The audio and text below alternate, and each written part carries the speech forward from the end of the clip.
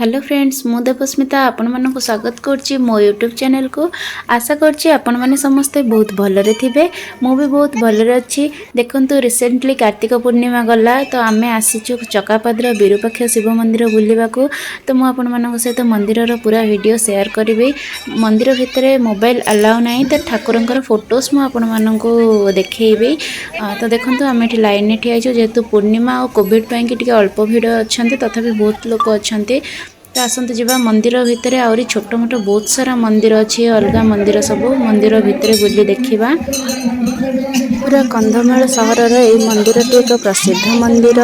तो ये मंदिर ठाकुरंकर बहुत सारा महात्मा रही जोटा मुझे आगक आपण मान सहित शेयर करी। केवे गोटे फांका दिन में आसिक आपण मान मंदिर पूरा बुलेकी देखी पूरा क्लीयरली आपण मैंने देखिपारे। जेहेतु आज कार्तिक पूर्णिमा मंदिर बहुत भिड़ अच्छी और लोकंर एंट्री फीस रोचे 2 ରୁ 3 टंका नौचंती केवल आज दिन पाई। यही मंदिर रे जो शिवलिंग पूजा पाउचंती नॉर्मल अन्य मंदिर शिवलिंग ठारू ए मंदिर लिंग टिके बंका रही। तो तार भी बहुत रहस्य रही कौन पाई शिवलिंग बंका अच्छी। तो सेटा मु परे केतले आसिले फांका दिन रे नना सहित कथा है आपण मानक जनइबी।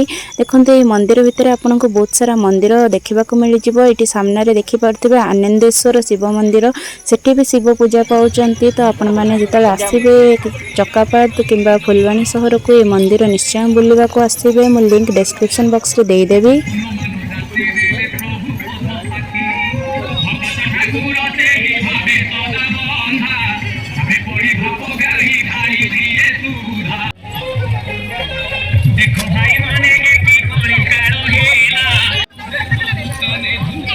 कोविड पाई मंदिर रे अल्प लोक आसी। तो अन्य वर्ष मानक कार्तिक पूर्णिमा किंबा जागर टाइम रे बहुत ही भीड़ रही थाए। आपण मैंने आसिले ए मंदिर को बुलवा को आसबे। और मु ए मंदिर ठाकुरों ऊपर आ गोटे वीडियो निश्चय करी। तो आपण मो चैनल जदि नुआ आछंती मो चैनल को सब्सक्राइब करंतु, मो वीडियो को लाइक करंतु और बहु मात्रा रे शेयर करंतु। आज वीडियो आपण मानू केमती लागला मते कमेंट करी जणांतु। Thank you.